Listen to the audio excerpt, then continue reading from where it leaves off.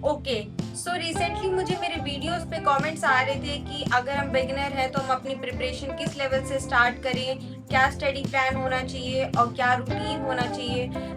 तो मुझे भी लगा कि ये क्वेश्चन बहुत ज़्यादा रेलेवेंट है, क्योंकि हाँ, अगर हम बिगनर होते हैं तो बहुत सारी प्रॉब्लम्स आती है कि हम क्या पढ़ें, कहाँ से पढ़ें, कैसे पढ़ें। तो मैंने सोचा कि इसको कमेंट्स में रिप्लाई करने से बेटर है कि मैं उनके लिए एक प्रॉपर वीडियो ही पोस्ट कर दूँ, ताकि वो आराम से देख सकें और उन्हें समझ में आ सके कि अगर आप बिगनर हो तो आपको कैसे प्रिपरेशन करनी है, और अगर आप भी बिगनर है तो आपको एक क्लियर डायरेक्शन मिले। सबसे पहले बात करते हैं सिलेबस की। सिलेबस में आपके प्रीलिम्स में आते हैं 3 सब्जेक्ट्स, क्वांट्स, रीजनिंग और इंग्लिश, और मेंस में आते हैं 4 सब्जेक्ट्स, क्वांट्स, रीजनिंग, इंग्लिश और जीएडीएस। सबसे पहले आते हैं प्रीलिम्स में। अब हम बात करते हैं क्वांट सेक्शन की। तो मैं अपना पर्सनली एक्सपीरियंस बता रही हूँ, मुझे क्वांट्स थोड़ी डिफिकल्ट लगती थी। तो मुझे लगता था कि मैं कैसे क्वांट्स में इतना हाई मार्क्स ले आ पाऊंगी, कितना ज़्यादा स्कोर कर पाऊंगी। बट फिर धीरे धीरे जब मैं पढ़ना स्टार्ट की तो मुझे समझ में आने लगी कि किन टॉपिक्स का ज़्यादा इंपॉर्टेंस है, वेटेज ज़्यादा है। सबसे पहले क्वांट्स में सबसे ज़्यादा वेटेज है आपका डीआई का।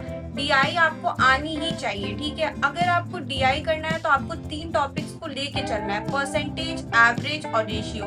ये 3 टॉपिक सबसे पहले पढ़ना है, उसके बाद आपको डीआई पे जाना। अगर आप डायरेक्ट डीआई पे जाते हो तो आप डीआई नहीं कर पाओगे, क्योंकि डीआई के लिए ये 3 टॉपिक्स आपको आना चाहिए, उसका कोर फाउंडेशन है, ठीक है। दूसरा आते हैं अप्रोक्सीमेशन, सिग्निफिकेशन और नंबर सीरीज इनइक्वालिटी। ये तो आपको आनी चाहिए, इसमें तो मतलब ऐसा है ही नहीं कि ये आपको ना आए, ये तो आपको आना ही आना चाहिए।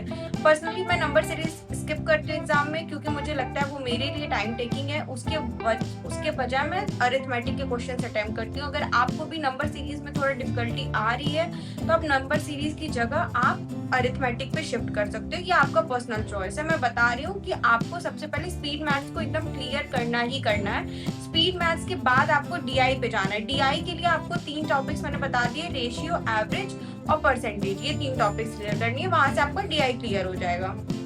मोस्टली 90% ऑफ डीआई इन्हीं 3 टॉपिक्स पे आती है। फिर हम बढ़ते हैं अरिथमेटिक पे। अरिथमेटिक में आपको जो टॉपिक इजी लग रहा है आप वो टॉपिक कर लो प्रीलिम्स के हिसाब से। मुझे लगता है कि मैं खुद बता रही हूँ, मैंने सारे टॉपिक्स को बहुत ज़्यादा मतलब बहुत अच्छे घुस के नहीं पढ़ा है। कुछ टॉपिक्स मैंने बहुत अच्छे से पढ़े, मिक्सचर, एलिगेशंस, एवरेज, एजेस वाले टॉपिक हो गया, सीपी, प्रॉफिट एंड लॉस हो गया, ये सब मैंने पढ़ा है। सिंपल इंटरेस्ट, कंपाउंड इंटरेस्ट, ये सारी चीजें मैंने पढ़ी है। मेंसुरेशन में सिर्फ फॉर्मूला बेस्ड ही क्वेश्चंस आते हैं। तो आपको ये देखना है कि आपको कौन से टॉपिक्स अच्छे से आ रहे हैं, और जो टॉपिक आपने पढ़े हैं अरिथमेटिक में, तो ऐसा नहीं कि बस पढ़ लिया, वो टॉपिक पढ़ा है तो मतलब आपको इतना होना चाहिए कि आप एग्जाम्स में उन क्वेश्चंस को भी अटेम्प्ट करो जो आपने पढ़ा है। तो मैंने यही सारे टॉपिक्स पढ़े, आप अरिथमेटिक अपने हिसाब से देख सकते हो, ठीक है। फिर आते हैं इंग्लिश में। इंग्लिश में सबसे इंपॉर्टेंट आपको आरसी, आपको डेली एक आरसी सॉल्व करनी ही करनी है। अगर आप बिगिनर हो तो आपको आरसी एडिटोरियल रोज पढ़ना है, रोज एडिटोरियल करना है, क्योंकि आरसी का बहुत इंपॉर्टेंस होता है। सबसे ज्यादा वेटेज आरसी का होता है, 9 से 10 नंबर का आरसी आता ही आता है। प्रीलिम्स हो वो या मेंस हो, दोनों में आरसी की बहुत इंपॉर्टेंस है, ठीक है। फिर इसके बाद आते हैं मिसस्पेल्ड हो गया, फिर क्या बोलते हैं कि क्लोज टेस्ट आता है, पैराजम्बल्स आता है, सेंटेंस रीअरेंजमेंट आता है, वर्ड स्वैप आता है। ये सब बहुत इजी टॉपिक्स है। अगर आप इस पे ना डेली 1 घंटा भी दोगे ना तो लिटरली आपका ये टॉपिक बहुत स्ट्रांग बन जाएगा, आपको इसमें कोई प्रॉब्लम नहीं होगी। और साथ साथ में इंग्लिश में आपको वोकैब का नोट्स भी बनाते हुए चलना है। ऐसा नहीं कि सिर्फ वोकैब पढ़ लिया देख लिया, नहीं, वोकैब के नोट्स भी बनाते हुए चलना है, ठीक है। अगर आपको वोकैब करना है तो आप ऑनलाइन किसी भी यूट्यूब से क्लासेस कर सकते हो, उसके लिए कोई पेड बैच भी लेने की जरूरत नहीं पड़ेगी आपको। मैं खुद भी ऑनलाइन ही क्लासेस करती हूँ वोकैब के, आपको वोकैब आराम से मिल जाएगा, ठीक है। ये हो गया इंग्लिश का। फिर वोकैब के साथ आपके फिर ग्रामर वगैरह आप देख लेना, ठीक है। अगर आपको ग्रामर में बहुत ज्यादा दिक्कत आती है तो आप कोई प्लेलिस्ट उठा के निमिषा बंसल मैम की देख लो, या फिर ये किंजल मैम की आप अडॉप्ट 24/7 से आप उनकी देख लो। उन्होंने प्लेलिस्ट डाल रखी है, उससे आपको बेसिक्स तो क्लियर हो जाएगा, ठीक है। आपको इतना तो समझ में आएगा कि एग्जाम में जो एरर्स आएंगे वो आप आराम से अटेम्प्ट कर लोगे, उसमें कोई प्रॉब्लम आपको नहीं आने वाली है, ठीक है। ये हो गया इंग्लिश का। इंग्लिश में मेन ना प्रैक्टिस होती है। अगर इंग्लिश सबसे ज्यादा गलत होता है और सबसे ज्यादा डिफिकल्ट भी होता है, क्योंकि उसमें एक्यूरेसी की प्रॉब्लम होती है, ठीक है। अगर आप डेली प्रैक्टिस करोगे ना, अगर आप एक वोकैब कर रहे हो, आप आरसी डेली सॉल्व कर रहे हो, व्हाट्सएप, पैराजम्बल, सेंटेंस रीअरेंजमेंट, तो आपका इंग्लिश में लिटरली मैं बता रही हूँ 20 मार्क्स 20 to 25 मार्क्स में कोई प्रॉब्लम नहीं आने वाली। जो थोड़ा बहुत एरर में हो सकता है प्रॉब्लम, वो वोकैब से रिलेटेड जो क्वेश्चंस आएंगे उसमें प्रॉब्लम हो सकती है। बाकी क्वेश्चंस अगर आप डेली प्रैक्टिस करो तो आपको कोई प्रॉब्लम नहीं आने वाली है। फिर नेक्स्ट बढ़ते हैं हम रीजनिंग की तरफ। रीजनिंग में सबसे मेन आपका फोकस, सबसे पहला फोकस होना चाहिए सिटिंग अरेंजमेंट और पजल्स में। इसकी वेटेज सबसे ज्यादा है। अगर 35 क्वेश्चंस आते हैं तो 25 क्वेश्चंस सिर्फ पजल्स और सेंटेंस रीअरेंजमेंट से ही आते हैं। मैंने भी खुद 4 पजल्स और सेंटेंस रीअरेंजमेंट इस बार IBPS PO प्रीलिम्स में सॉल्व किया था। एक पजल से छोड़ा था मैंने, ठीक है। मैंने 20 मार्क्स वहीं से निकाले थे।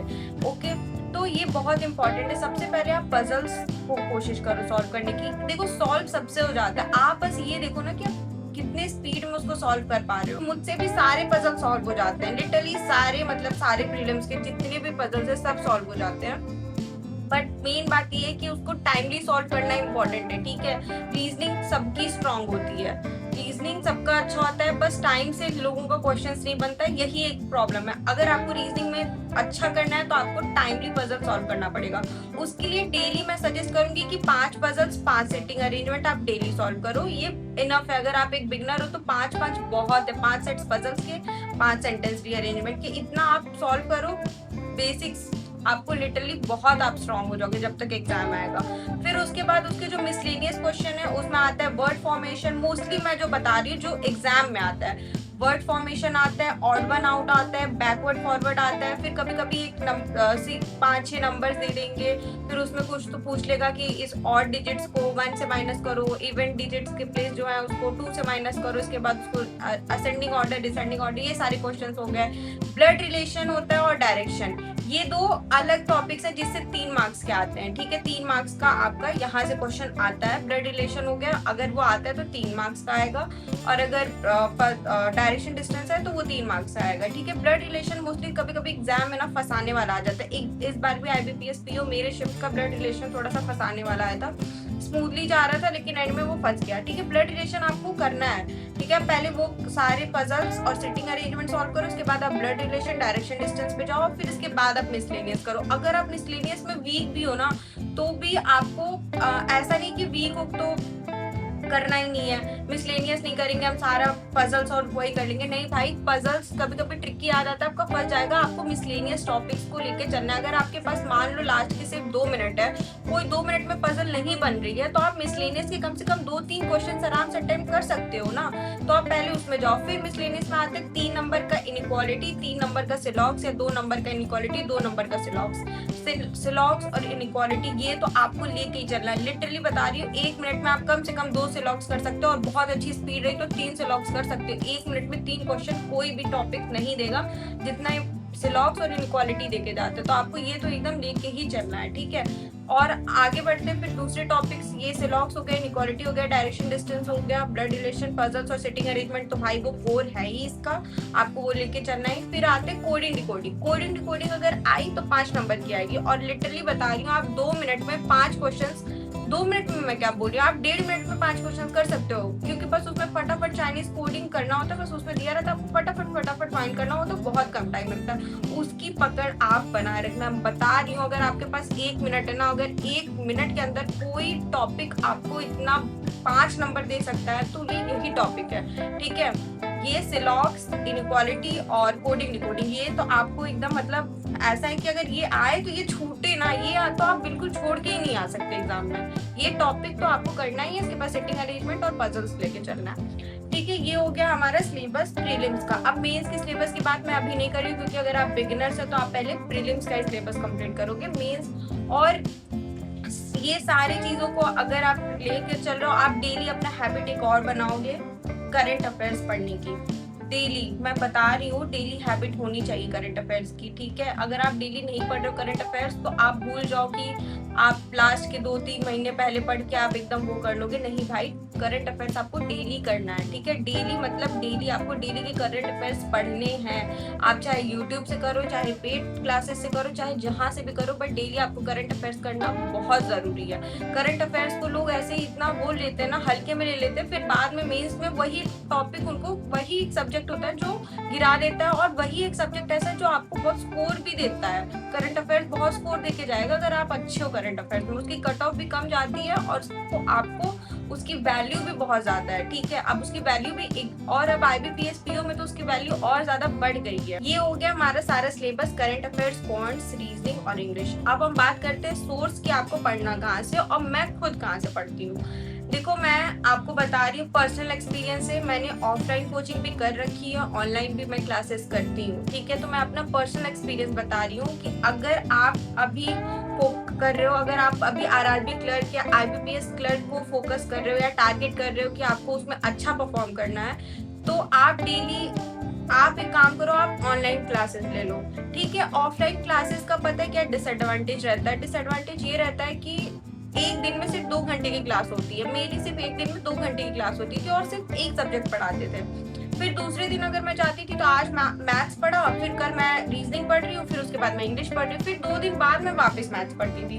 तो भाई इससे ना बहुत ये जो एक फ्लो होता है ना वो बिगड़ता रहता है। फिर GS को इम्पोर्टेंस ही नहीं देते हैं, वो GS वो कराएंगे नहीं। हफ्ते में एक क्लास ले ली तो ले ली, वरना वो GS को नहीं पूछते। ऑफलाइन कोचिंग में ये बहुत प्रॉब्लम होती है कि आप डेली, अगर आपके ऑफलाइन कोचिंग में डेली सारे सब्जेक्ट पढ़ा रहे हैं तो भाई बहुत अच्छी बात है, ऑफलाइन कोचिंग ले सकते हो। अगर आपको ऑनलाइन में प्रॉब्लम नहीं है, अगर आप इतने केपेबल हो कि आप 6-7 घंटा पढ़ सकते हो, तो आंख बंद करके पेड क्लासेस आप ऑनलाइन लो। या फिर अगर आप नहीं अफोर्ड कर पा रहे हो तो यूट्यूब पे सारे टॉपिक्स पड़े हुए हैं, आप यूट्यूब से आराम से सारी क्लासेस कर सकते हो। सिंगल टॉपिक ऐसा नहीं है जो यूट्यूब पे आपको ना मिले, आप यूट्यूब से भी सारी क्लासेस कर सकते हो। लेकिन अगर आपको एकदम अपने अकॉर्डिंगली सारा एक जगह अरेंज चाहिए सारे टॉपिक्स, सारी क्लासेस, तो आप पेड क्लासेस पे जा सकते हो। मैं अड्डा का पेड क्लास करती हूँ। मैंने जो ऑफलाइन कोचिंग की थी वो करियर पावर की थी, जो कि अड्डा से ही एफिलिएटेड है, और मैंने ऑनलाइन अड्डा की क्लासेस ली है, ठीक है। और मैं बता रही हूँ, अगर आपको मैथ्स पढ़ना है तो मैथ्स मैंने नवनीत सर से पढ़ी थी, ठीक है। और मेरी कैलकुलेशन बहुत ही वीक है, तो फिर मैं अपने कैलकुलेशन के लिए नवनीत सर के जो सुबह 6 बजे की उनकी क्लास होती है, वो स्पीड मैथ्स की, मैं वहाँ से उनकी क्लास करती हूँ, ठीक है। और इंग्लिश के लिए मैं अपनी वोकैब की किंजल मैम की क्लास करती हूँ। वो हमेशा आधे घंटे की, जब एग्जाम आता है तो आधे घंटे की वोकैब क्लास लेती हैं 5 to 5:30, तो मैं उनकी क्लासेस कर रही थी। पिछले साल भी मैंने वहीं से की थी, वोकैब की क्लासेस मैं वहीं से करती हूँ। और फिर वो पेड क्लास में ना किंजल मैम डेली लास्ट में हर क्लास में मोस्टली 90% क्लासेस में वो लास्ट में एक RC करवाती हैं और वो कैब पढ़ा की जाती है। बिना RC और वो कैब की वो क्लास एंड नहीं करती है। मैं बता रही हूँ, अपना पर्सनल एक्सपीरियंस है ये, मैं कोई प्रमोशन नहीं कर रही हूँ। प्लीज आप ये मत समझना कि मैं कोई प्रमोशन कर रही हूँ, नहीं। 20 सब्सक्राइबर्स में कोई प्रमोशन नहीं कर सकती मैं, ठीक है। ये मेरा खुद का है। और रीजनिंग मैं सौरभ सर से पढ़ रही हूँ। लिटरली वो बहुत अच्छा पढ़ाते हैं। जब मैं ऑफलाइन क्लासेस भी कर रही थी ना, तो मैंने सिलॉक्स, इनइक्वालिटी, ये सारे टॉपिक्स मैंने यूट्यूब से सर की क्लासेस ही की हैं, जो मुझे बहुत अच्छे से समझ में आई। तो आप सौरभ सर की क्लास कर सकते हो, अड्डा के हैं वो टीचर, वो बहुत अच्छा पढ़ाते हैं। तो मैं बता रही हूँ, अगर आप केपेबल हो, ठीक है, अगर आप अफोर्ड कर सकते हो, तो ऑफलाइन कोचिंग के बजाय आप ऑनलाइन कोचिंग लो, ठीक है। 2,000-2,500 बहुत ज्यादा नहीं है, और ऑफलाइन वो बहुत ज्यादा चार्ज करते हैं, 10,000 रुपए चार्ज करते हैं। मैंने तो 10,000 दिए थे, अब और बढ़ गया है, ठीक है। मैं बहुत पहले क्लास की थी तब इतना था और अब बढ़ गया है। तो अगर आप अफोर्ड उतना नहीं कर सकते हो, ठीक है, अगर आप केपेबल हो, तो आप ऑनलाइन कोचिंग आंख बंद कर ले लो। ये फायदा रहता है ना कि अगर आपकी ये क्लास आज छूट रही है ना, तो आप उसको थोड़ी देर बाद कर सकते हो, कल कर सकते हो। अब इसका मतलब ये नहीं कि आपने 2 दिन क्लास ही नहीं करी, अरे हम तो बाद में कर लेंगे, उसको ये सोच के नहीं करना। मतलब ये मैं बता रही हूँ, इन केस अगर कुछ ऐसा अनसर्टेनिटी हो जाती है तो आप उसकी क्लासेस बाद में भी कर सकते हो। GS भी डेली होती है, मैथ्स भी डेली होता है, रीजनिंग भी डेली होता है, इंग्लिश भी डेली होता है। ऑनलाइन में आपको यही बेनिफिट मिलेगा कि आप सारे क्लासेस डेली कर सकते हो, ठीक है। ये हो गया सोर्स की बात। ऑफलाइन और ऑनलाइन मैंने दोनों बता दिया। ऑफलाइन के भी बहुत एडवांटेज, आप टीचर से डायरेक्टली कनेक्ट कर सकते हो, बात कर सकते हो, क्वेश्चंस ले जाके पूछ सकते हो, उसका भी अपना एक एडवांटेज है, ठीक है। अगर आपके ऑफलाइन कोचिंग में डेली सारी क्लासेस हो रही हैं, तो वेल एंड गुड, आप वहाँ पे भी शिफ्ट कर सकते हो। अब बात करते हैं आपको कितने घंटे पढ़ाई करनी है। अगर आप एक बिगिनर हो और अभी आप RRB क्लर्क या IBPS क्लर्क को टारगेट कर रहे हो, तो आप अभी से 8 से 10 घंटे पढ़ना शुरू कर दो। 8 से 10 घंटा मतलब 8 से 10 घंटा, उसमें आपको अपना बेसिक्स, फाउंडेशन, जो वेटेज, जिन टॉपिक्स को वेटेज है, मैंने बता दिया कौन से टॉपिक्स ज्यादा इंपॉर्टेंट हैं, किनका वेटेज ज्यादा है, मैंने सब बता दिया कि कौन से टॉपिक्स वेटेज है। अगर आप IBPS क्लर्क या आरआरबी क्लर्क को टारगेट कर रहे हो तो आपको 8 से 10 घंटा पढ़ना, और जो टॉपिक्स इम्पोर्टेंस है, बहुत ज़्यादा इंपॉर्टेंट है एग्जाम से रिलेटेड, वो टॉपिक्स आपको पहले अभी कवर करना। आप पूरे फाउंडेशन पे अभी मत जाओ, जो इंपॉर्टेंट टॉपिक्स हैं आप उनको कवर करके चलो, ठीक है। लेकिन अगर आप अगले साल एग्जाम देने की मतलब अगर आप अगले साल एग्जाम दोगे तो फिर तो आप पूरा बेसिक्स पढ़ो। आप 6 घंटा भी अगर पढ़ रहे हो तो ठीक है, मतलब 6 घंटे में आप तीनों क्लासेस करो प्रीलिम्स की, और आप जीएस डेली करो, और फिर जितना मैंने बताया कि 3 क्लास करो, आप प्रैक्टिस करो। इसके बाद आपका नेक्स्ट ईयर एग्जाम तो आपको खुद समझ में आएगा जब एक बार आप एग्जाम दोगे ना। अगर आप नेक्स्ट ईयर एकदम सीरियस होकर एग्जाम देने का प्लान कर रहे हो, और अगर आप अभी एलिजिबल हो, तो आप इस बार कोई एक एग्जाम दे के देख लेना, क्योंकि एक एक्सपीरियंस होना जरूरी है। मैंने खुद भी एक बार ऐसे एक एग्जाम दिया था ताकि मुझे एक्सपीरियंस हो जाए, तो एक एक्सपीरियंस करना भी जरूरी होता है एग्जाम से पहले। और जब आपको फाउंडेशन कंप्लीट हो जाए, फिर आपको फोकस करना है मॉक पे। अगर आपका फाउंडेशन कंप्लीटली मतलब पूरे तरीके से पूरा हो चुका है, तो आप डेली एक मॉक लगाएं, प्रीलिम्स का लगाएं, ठीक है, आईबीपीएस का लगा लो, या फिर एसबीआई का लगा लो, आपको जिसका भी मन हो। पीओ का लगाना है पीओ का लगाओ, क्लर्क का लगाना है क्लर्क का लगाओ। आप जिस चीज को भी आप टारगेट कर रहे हो, उसका डेली एक प्रीलिम्स का मॉक आपको डेली लगाना है। और अगर आपका फाउंडेशन और आपके प्रीलिम्स में ठीक ठाक मार्क्स आने लग जाए, तो फिर आप मेंस की भी क्लासेस स्टार्ट कर दो। मेंस की क्लासेस, अगर आपका प्रीलिम्स बहुत अच्छे से हो गया है ना, तो फिर आप मेंस पे शिफ्ट कर जाओ। अगर ये सोच रहे हो कि पहले प्रीलिम्स कर लूंगा उसके बाद मेंस करूंगा, भाई अगर आप मेंस अभी पढ़ रहे हो तो सिलेबस तो चेंज नहीं होना है ना। अगर आप पहले उसको पढ़ लोगे तो फिर बाद में आपको वो देगा ही। ऐसा तो है नहीं कि कल को सिलेबस चेंज हो जा रहा है फिर हम अभी पढ़ के क्या करेंगे।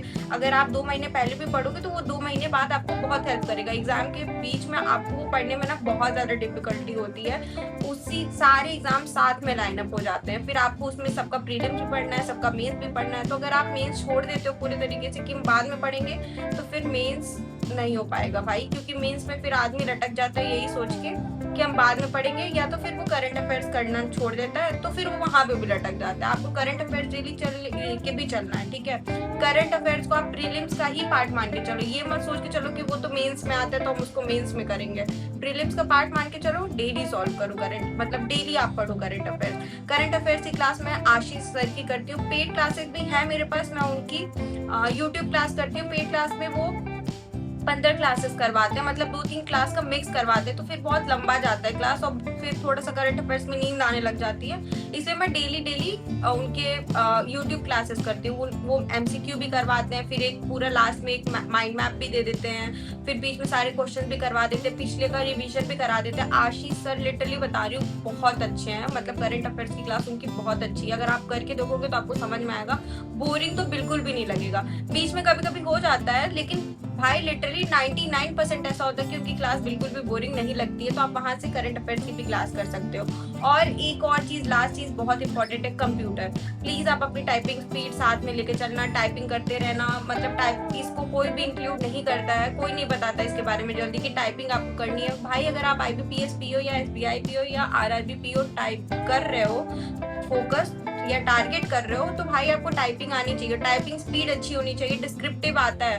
अगर आप ये सोचो ना कि वहां जाके टाइप कर लेंगे बहुत आसान होता है, वहां जाके जो बुद्धि मतलब जो बत्ती गुल होती है ना, फिर वो हाथ कांपने लग जाते हैं कि सॉल्व क्या, मतलब वो क्या करो, आपको दिमाग में रहेगा, आप टाइप नहीं कर पाओगे। तो टाइपिंग आपको लेके चलना है साथ में। डेली आप आधे घंटे, अगर आप बिगिनर हो ना तो लिटरली आप आधे घंटे टाइपिंग सीखो, मतलब आप आधे घंटे टाइपिंग करो। कीबोर्ड ले लो, आप आधे घंटे टाइप करो, कुछ भी आपका टाइपिंग करने का मन हो। अगर आपको मैं कहाँ से टाइपिंग कर रही हूँ, अगर आपको ये जानना है तो आप कॉमेंट में बताना, मैं आपको ये भी बता दूंगी कि टाइपिंग कहाँ से करना है। मैं एक मतलब कोई पेड क्लास नहीं है, कुछ भी पेड नहीं है, मैं एक साइट है वहां से जाके टाइपिंग पूरा करती हूँ। तो मैंने आपको सब बता दिया कि सिलेबस कैसे कंप्लीट करना है, इंपॉर्टेंट क्या टॉपिक्स है, सोर्सेज क्या होने चाहिए, मैं किन सोर्सेज से पढ़ती हूँ, मैं प्रीलिम्स का कैसे किया। जिन जिन लोगों ने मुझसे कमेंट करके पूछा था, प्लीज आप मुझे कमेंट्स में जरूर बताना कि ये वीडियो आपके लिए हेल्पफुल है या नहीं। लास्ट में मैं बस एक ही बात कहूंगी, सिलेबस कंप्लीट करो, प्रैक्टिस करो,